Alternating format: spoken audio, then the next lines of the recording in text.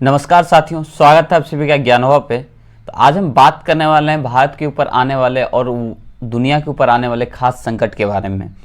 अगले कुछ दिनों में क्या इंडिया के फर्टिलाइजर पर बर्फ क्राइसिस आ सकता है? मिडिल ईस्ट वार का जो असर है सिर्फ न्यूज़ तक ही नहीं रहा, अब सीधा आपके खेत खाद की कीमत और फूड के प्राइस तक पहुंच चुका है। अब आज हम समझेंगे डीएपी यूरिया और फर्टिलाइजर सप्लाई पे क्या खतरा मंडरा रहा है। तो चलिए इसकी शुरुआत करते हैं। तो दोस्तों, दुनिया के दूसरे कोने में जो चल रहा है कन्फ्लिक्ट कभी कभी हमारे घर के किचन और खेतों तक पहुंच जाता है। ये स्लाइड इस रियलिटी को दिखा रहा है कि एक तरफ वार का स्मोक जो है शिपिंग रूट को प्रभावित कर ही रहा है, साथ में दूसरी तरफ ड्राई लैंड और फॉलिंग क्रॉप्स को एक तरह से फॉलिंग क्रॉप्स के ऊपर खतरा मंडरा रहा है। सवाल ये है, क्या आने वाले दिनों में इंडिया को फर्टिलाइजर शॉर्टेज फेस करना पड़ेगा? और अगर सप्लाई रुकती है तो इसका असर किस चीज पर पड़ेगा? खाद, खेती और फूड प्राइस पर। तो अब चलिए इस क्राइसिस का एपिसेंटर बोलते हैं, मतलब एपिसेंटर मतलब समझिए कि केंद्र बिंदु, जहां से इसका उद्गम हुआ है सेंटर इस क्राइसिस का, उसका एपिसेंटर क्या है? तो उसका एपिसेंटर है, इस क्राइसिस का सबसे बड़ा जो सेंटर है वो स्ट्रेट ऑफ हार्मोज है। दुनिया के एक बहुत ही इंपॉर्टेंट एनर्जी और ट्रेड चेक पॉइंट है, मतलब कि इससे लगभग दुनिया का बहुत सारा ट्रेड जो है इसी रूट से होकर गुजरती है। इसको स्ट्रेट ऑफ हार्मोज कहते हैं, जो कि ईरान और ये ओमान जो इसके बीच में पड़ती है। बेसिकली इस पे जो जिसका कब्जा है वो बेसिकली ईरान का कब्जा है इस पे स्ट्रेट ऑफ हार्मोज के ऊपर। अब यहाँ से ग्लोबल ऑयल और गैस का जो बड़ा हिस्सा गुजरता है। ज़्यादा यहाँ टेंशन बढ़ता है तो सिर्फ सीप ही स्लो नहीं होता है, मतलब सीप पे रोक नहीं लगाया जाता है। जो ट्रेडिंग शिप है उस पर ही रोक नहीं लगाता। ऑयल सप्लाई, एलएनजी शिपमेंट और इंश्योरेंस कॉस्ट सब पे इम्पैक्ट पड़ता है। अगर यहाँ पे शिप को रोक दिया जाता है, इस रास्ते से नहीं, जब ब्लॉक कर दिया जाता है इस रास्ते को, स्ट्रेट ऑफ हार्मोज को, यहाँ से जाने नहीं मिलता है तो फिर यहाँ से लॉन्ग रूट होके जाना पड़ता है। कैप ऑफ गुड होप जो है साउथ अफ्रीका यहाँ पे नीचे में, तो वहाँ से होके गुजरना पड़ता है, जो कि बहुत लंबा दूरी पड़ जाता है, जिसकी वजह से ट्रांसपोर्टेशन चार्ज बढ़ जाता है, फिर इंश्योरेंस का चार्ज बढ़ जाता है, क्योंकि लंबे समय तक हम लोग को साथ वाटर बॉडीज के अंदर रहना पड़ता है। और जब एनर्जी महंगी होती है तो फर्टिलाइजर जो प्रोडक्शन है वो भी महंगा हो जाता है, क्योंकि फर्टिलाइजर फैक्ट्री को गैस चाहिए होता है। अगर गैस डिले या एक्सपेंस होता है तो फर्टिलाइजर का प्रोडक्शन और सप्लाई दोनों पर ही हिट होता है। तो यानी एक चेक पॉइंट का शॉक पूरी सप्लाई चेन को हिला सकता है। तो अब बात करेंगे हम जो है कैसे युद्ध से खेतों तक पहुंचा संकट। पहला स्टेप जो है, हम लोग यहाँ पे पहला स्टेप देख सकते हैं कि कॉन्फ्लिक्ट होता है और रेड सी और गल्फ रीजन में कमर्शियल मूवमेंट डिस्टर्ब हो जाता है। दूसरा स्टेप में क्या होता है कि शिप को अल्टरनेटिव रूट लेना पड़ता है जिससे कैप ऑफ गुड होप जो है, जो मैंने बताया आपको, साउथ अफ्रीका जो है, ये जो अफ्रीकन कंटिनेंट है, इसके नीचे पार्ट जो है वहाँ से जाके कैप ऑफ गुड होप, ये जो है ये आप लोग देख सकते हैं अफ्रीकन कंटिनेंट जो है, तो इसके नीचे में यहाँ पे कैप ऑफ गुड होप है। तो इस रास्ते से गुजरना पड़ता है। इससे ट्रैवलिंग टाइम बहुत ज़्यादा ही बढ़ जाता है और इससे फ्रेट कॉस्ट है वो भी डबल हो जाता है, जिस वजह से हर एक चीज़ का कॉस्ट बढ़ जाता है। तीसरा जो है वो एलएनजी है। एलएनजी शिपमेंट लेट होता है और इंडिया जैसे कंट्री को रॉ मटेरियल हुआ चाहिए या फिर रॉ गैस टाइमलाइन नहीं मिल पाता है। रॉ का जो मटेरियल हुआ जिससे गैस को बनाया जा सकता है वो प्रॉपरली नहीं मिलता, वो डिले होते जाता है। और चौथा जो है हमारे पास, जिस वजह से ये इम्पैक्ट आया है, क्राइसिस शुरू हुआ है, वो है जब फर्टिलाइजर प्लांट को गैस का कमी मिलता है तो प्रोडक्शन गिर जाता है और फिर मार्केट में खाद की शॉर्टेज और प्राइस दोनों ही राइज करने लगता है, दोनों एक साथ ही राइज करता है। इसका डायरेक्ट मतलब ये है कि फार्मर के लिए ज़्यादा कॉस्ट, मतलब टाइमली एकदम ज़्यादा सही से नहीं मिल पाना और फूड इन्फ्लेशन का प्रेशर आ जाना। तो यहाँ जो है सप्लाई शॉक का रियल इफेक्ट दूर का जो वार है, मतलब दूर में जो युद्ध शुरू हुआ है उसका पास में जो बजट है उसको एक तरह से देखा जाए तो बहुत ज़्यादा इफेक्ट कर रहा है। तो अब चौथा जो हम लोग नेक्स्ट स्लाइड में जो बात करने वाले हैं वो एनपीके लाइफलाइन के बारे में बात कर ले हैं, जो कि एग्रीकल्चर की एक तरह से लाइफलाइन माना जाता है एनपीके। अब एनपीके है क्या, उसके ऊपर हम चर्चा करें। सबसे पहले समझते हैं कि एनपीके है क्या। एन का मतलब होता है, एन का मतलब हुआ यहाँ पे नाइट्रोजन, और पी का मतलब हुआ यहाँ फास्फोरस, और के का मतलब हुआ यहाँ पे पोटेशियम। तो अब एन जो है जो यूरिया से मिलता है और प्लांट का सबसे फास्ट ग्रोथ करने में है मदद करता है, और पी का मतलब होता है फास्फोरस, जो डीएपी के थ्रू रूट डेवलपमेंट और सीड फॉर्मेशन के लिए जरूरी होता है, और के का मतलब होता है पोटेशियम, जो कि एमओपी से मिलता है और क्रॉप की क्वालिटी को हुआ, डिजीज को हुआ, रेसिस्टेंस और ओवरऑल स्ट्रेंथ को बढ़ाने का काम करता है। मतलब कि अगर आप लोग देखते होंगे पौधे में कोई बीमारी हो जाती है तो उसके लिए हम लोग को फास्ट बोला जाता है पोटेशियम की कमी, सही से पोटेशियम इसमें नहीं दिया गया, इस वजह से उसमें ये कमी दिखाया गया है। और तो साइंटिफिक आइडियल रेशियो जो है वो एक तरह से देखा जाए इसको डालने का किसी भी खेत में वो 4:2:1 के रेशियो में है, यानी 4:2:1 के रेशियो में आप इसको डाल सकते हैं एज अ खेत में अपना। अब चौथे स्लाइड में हम बात करेंगे स्ट्रक्चरल वर्नेबिलिटी की, मतलब भारत इंपोर्ट डिपेंडेंसी किस पे है भारत का। तो अब आता है कि इंडिया का स्ट्रक्चरल वर्नेबिलिटी क्या है। तो इंडिया फर्टिलाइजर के लिए काफ़ी हद तक इंपोर्ट पर डिपेंड करता है। यूरिया का एक हिस्सा लोकल प्रोडक्शन से आता है, लेकिन रॉ मटेरियल और गैस डिपेंडेंस जो है वो बहुत ही ज़्यादा स्ट्रॉन्ग है। डीएपीए का केस में जो इंपोर्ट है वो डिपेंडेंस और भी ज़्यादा हो जाता है, और एमओपी ऑलमोस्ट कंप्लीटली इंपोर्टेड है। मतलब समझिए कि ये लोग कितना ज़्यादा वर्नेबिलिटी है इंडिया में, इंपोर्ट डिपेंडेंसी है इंडिया खासकर। तो जब इंटरनेशनल मार्केट में प्राइस बढ़ता है या सप्लाई डिस्टर्ब होता है तो इसका इम्पैक्ट सीधा फार्मर तक पहुंच जाता है, और फिर प्रोडक्शन कॉस्ट हुआ, सब्सिडी बर्डन हो गया, और क्रॉप प्लानिंग सब पे प्रेशर आ जाता है। सब्सिडी बर्डन क्यों बोल रहा हूँ मैं इसलिए बोल रहा हूँ सब्सिडी बर्डन, नेक्स्ट स्लाइड में आपको बताऊंगा सब्सिडी बर्डन है क्या। उसमें क्या होता है कि सब्सिडी, गवर्नमेंट सब्सिडी देती है किसान को, क्योंकि यूरिया का प्राइस तो बहुत ज़्यादा होता है इंटरनेशनल मार्केट में। तो गवर्नमेंट क्या करती है, उसको कम प्राइस में उपलब्ध कराने के लिए गवर्नमेंट अपने तरफ से कुछ उसमें, जैसे आप मान लीजिए कि 400 रुपये दाम है किसी चीज़, 400 रुपये एक बोरी का दाम है अप्रॉक्स, मान लीजिए, इतना तो है नहीं, बहुत ज़्यादा है। तो उसमें क्या करती है गवर्नमेंट आपसे 200 रुपया लेगी, प्लस गवर्नमेंट इसमें 200 रुपया देगी। तो ये जो गवर्नमेंट की तरफ से दिया गया 200 रुपया, इसी को सब्सिडी बोलते हैं, गवर्नमेंट सब्सिडी दे रही है। तो अब जो है, अब हम लोग बात करेंगे इसमें जो एनर्जी लिंक क्या है। तो ये जो है यूरिया बनाने में नेचुरल गैस का सबसे बड़ा इनपुट है, मतलब फर्टिलाइजर का कॉस्ट सीधा एनर्जी कॉस्ट से जुड़ा हुआ है। जब ग्लोबल गैस प्राइस बढ़ता है यानी राइज करता है तो यूरिया प्रोडक्शन भी महंगा हो जाता है, और जब प्रोडक्शन महंगा होता है तो सब्सिडी प्रेशर बढ़ता है, मार्केट जो होता है इनबैलेंस हो जाता है, और फूड सिस्टम पर भी असर पड़ने लगता है। इसका सिंपल सा मतलब है कि अगर एनर्जी मार्केट अनस्टेबल है तो फर्टिलाइजर मार्केट भी अनस्टेबल होगा, और अगर फर्टिलाइजर अनस्टेबल होता है तो एग्रीकल्चर भी अनस्टेबल हो सकता है।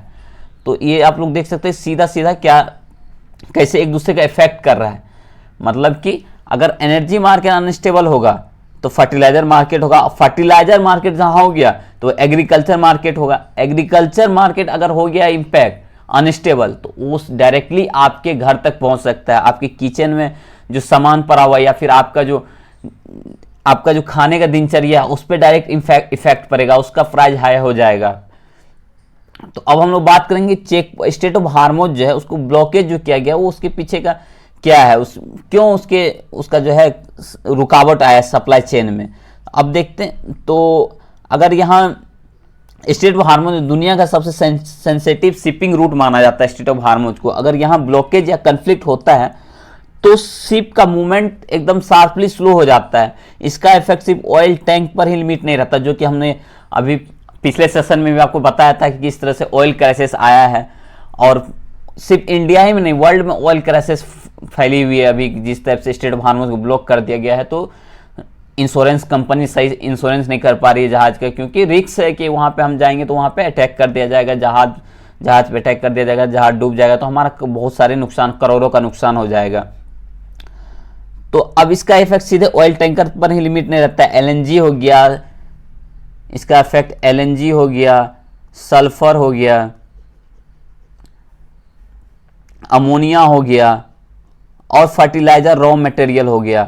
तो ये सब पे डायरेक्टली इम्पैक्ट पड़ता है। वेसल्स ट्रैफिक जो होता है वो गिर जाता है, डिलीवरी डिले हो जाता है और प्राइस तेजी से हाइक करने लगता है, मतलब बढ़ने लगता है। ये वो पॉइंट है जहां एक रीजनल कॉन्फ्लिक्ट ग्लोबल फूड को डिस्टर्ब कर सकता है। इंडिया जैसे इंपोर्ट डिपेंडेंट कंट्री के लिए ये एक तरह से देखा जाए तो बहुत ही ज़्यादा रिस्क सीरियस है, रिस्क सीरियस हो जाता है। मतलब क्योंकि इंडिया का तो स्टेट ऑफ ऑर्मन पास में है, तो इंडिया हमेशा इसी रूट से बनाता है, मतलब मंगाता है क्या, गल्फ नेशन से इसी रूट से ही सारा सप्लाई हो जाता है।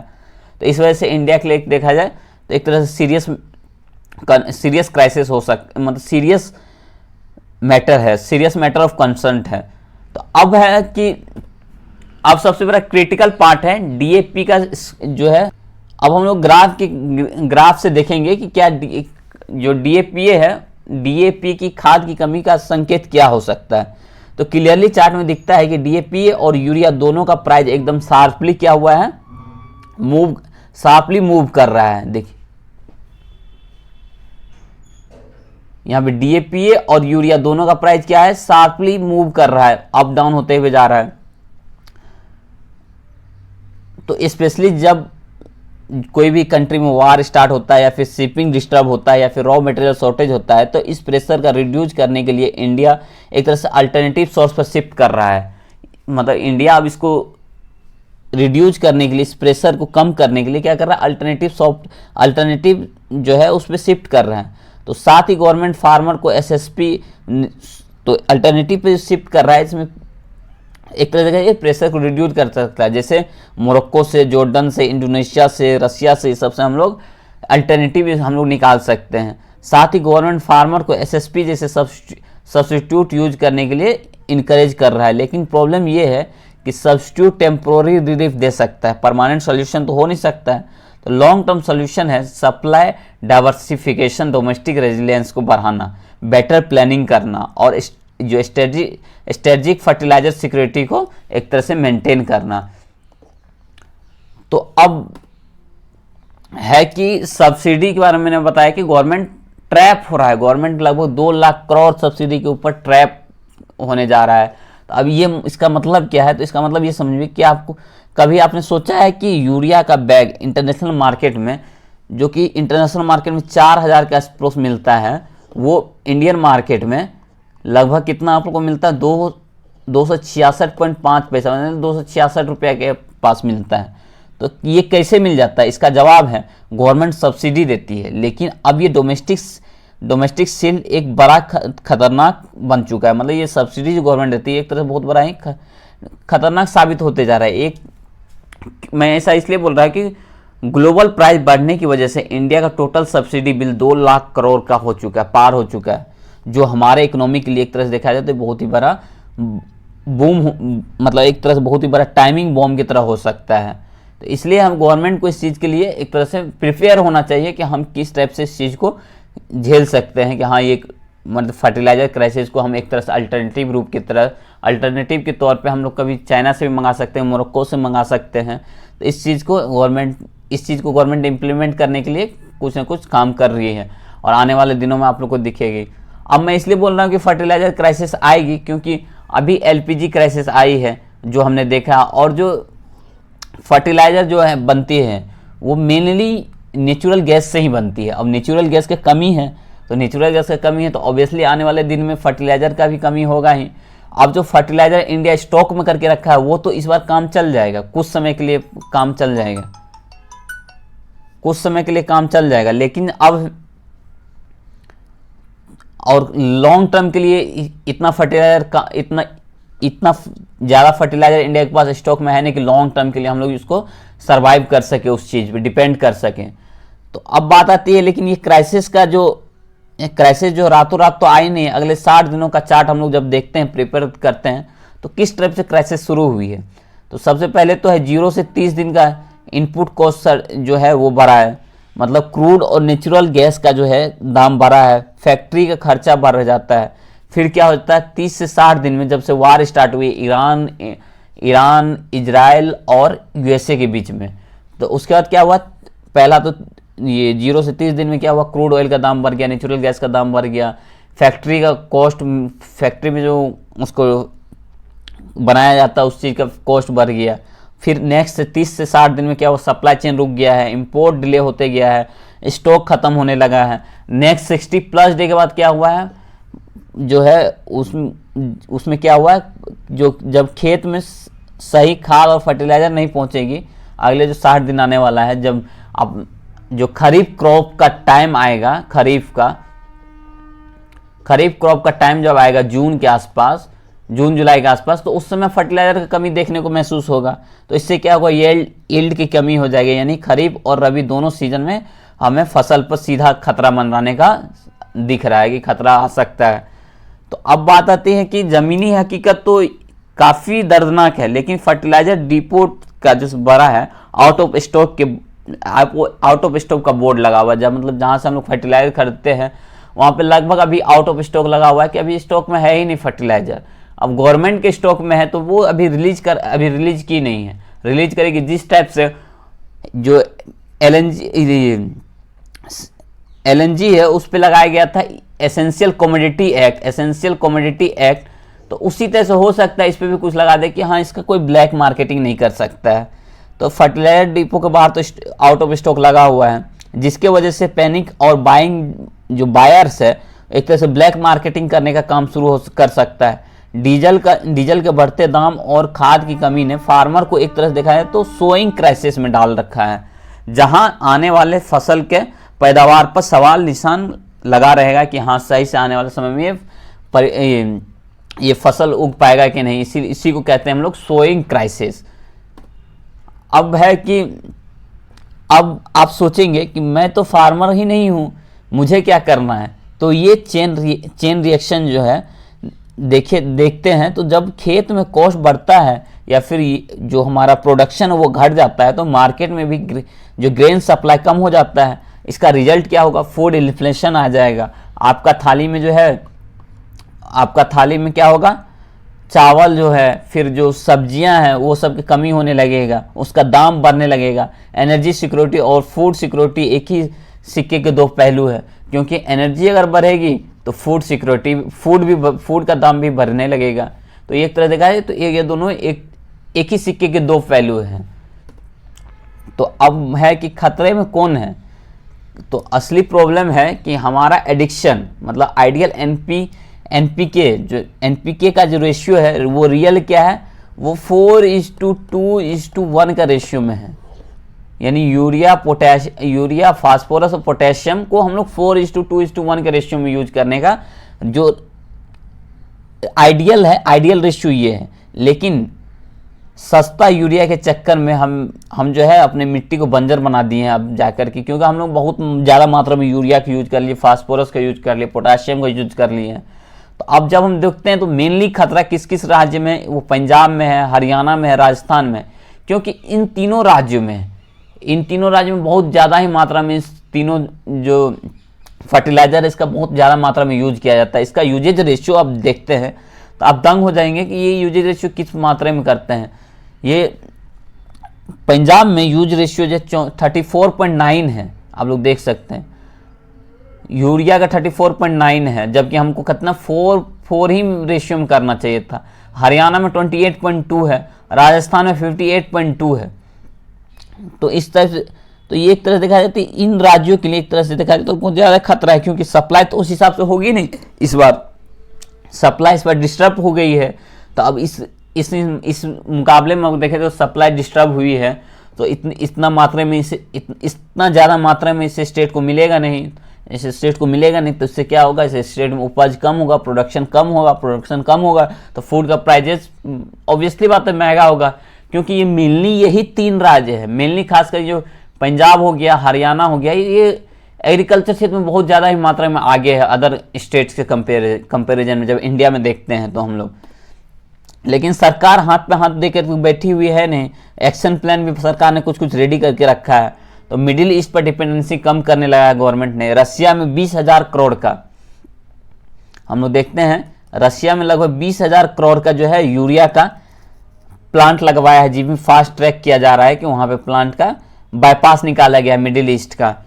और 25 लाख तो यूरिया का जो इमरजेंसी बफर स्टॉक बना के रख लिया गवर्नमेंट ने, हम लोग 25 लाख यूरिया का बफर स्टॉक बनाने का काम कर रहे हैं। और सबसे इम्पोर्टेंट है नैनो यूरिया और पीएम प्रणाम का स्कीम जो है वो एक तरह से देखा जाए तो ऑर्गेनिक फार्मिंग को पुश किया जा रहा है। इस पीएम प्रणाम स्कीम जो उसका मकसद ये है कि ऑर्गेनिक फार्मिंग को पुश किया जाए, इन सब डिपेंडेंसी को ख़त्म किया जाए, मेनली ऑर्गेनिक फार्मिंग को आगे बढ़ाया जाए। तो एक तरीके से तो अंतर्राष्ट्रीय बाजार में जो है भारी कमी आने की वजह से खाद का एमआरपी पर भी दाम, खाद का जो है एमआरपी वो भी बढ़ने लगेगा, यूरिया का दाम बढ़ने लगेगा, फास्फोरस का दाम बढ़ेगा। तो एक तरह से कहते हैं तो ओवरऑल वर्ल्ड इंपैक्ट होगा इस क्राइसिस से। एक तरह से कहते फ्यूचर प्रिडिक्शन है, मतलब अभी इस क्राइसिस को आपको देखने को नहीं मिलेगा न्यूज में, आने वाले समय में मतलब 1 से 2 महीने के अंदर ये क्राइसिस आपको न्यूज में देखने को मिलेगा। हो सकता है कि बहुत सारे किसान प्रोटेस्ट भी करने उतरे गवर्नमेंट के अगेंस्ट में कि हमें सही से यूरिया मतलब फर्टिलाइजर्स का अवेलेबिलिटी नहीं मिल रही है। अब हम लोग बात करते हैं कि कंक्लूजन की जब बात करते हैं तो हम सिंपल सा फार्मर को अगर देखा जाए तो इंडियन फार्मर 1000 मील दूर है मिडल ईस्ट में जो कन्फ्लिक्ट हो रहा है, लेकिन फिर भी इंडिया को इम्पैक्ट कर रहा है। तो इसका मतलब है बफर स्टॉक हमें कुछ वक्त के लिए ही बचा सकता है, लेकिन लॉन्ग टर्म में हमें सस्टेनेबल और आत्मनिर्भर बनना ही होगा, वरना स्ट्रक्चर इन्फ्लेशन और बढ़ सकता है, EMI हमारे पीछे पड़ सकता है। तो इसलिए हमें आत्मनिर्भर बनना होगा, ऑर्गेनिक खेती के ऊपर बढ़ना होगा। एक तरह देखा जाए तो ये हम इंडियन फार्मर्स के लिए भी बहुत ज़्यादा ही बेटर होगा कि हमें ऑर्गेनिक खेती के ऊपर शिफ्ट होना चाहिए, क्योंकि आजकल हम लोग देख सकते हैं फूड से भी बहुत सारे डिजीज होने लगे हैं। क्योंकि उसमें बहुत सारे अलग अलग तरह के फर्टिलाइजर्स का यूज होने लगा है, जो कि और ज़्यादा मात्रा में होने लगा, जो कि हमारे फूड के साथ साथ हमारे बॉडी में एंटर करता है और उससे हमारे बॉडी को भी इफेक्ट करता है। इसलिए हमें ऑर्गेनिक खेती पे ज़्यादा शिफ्ट होना चाहिए। तो आपको कैसा लगा हमारा एनालिसिस? अगर पसंद आया हो तो वीडियो को लाइक करें और ऐसे इन्फॉर्मेटिव कंटेंट के लिए ज्ञानोबा को हमारे चैनल सब्सक्राइब करें और अपने दोस्तों के शेयर करें और कमेंट में बताएं कि क्या हमें केमिकल फर्टिलाइजर को पूरी तरह से छोड़ देना चाहिए या फिर इंडिया इस क्राइसिस से आने वाले क्राइसिस से निपटने के लिए क्या करें। तो चलिए मिलते हैं नेक्स्ट वीडियो में। आज के लिए इतना ही। थैंक यू, धन्यवाद, जय हिंद।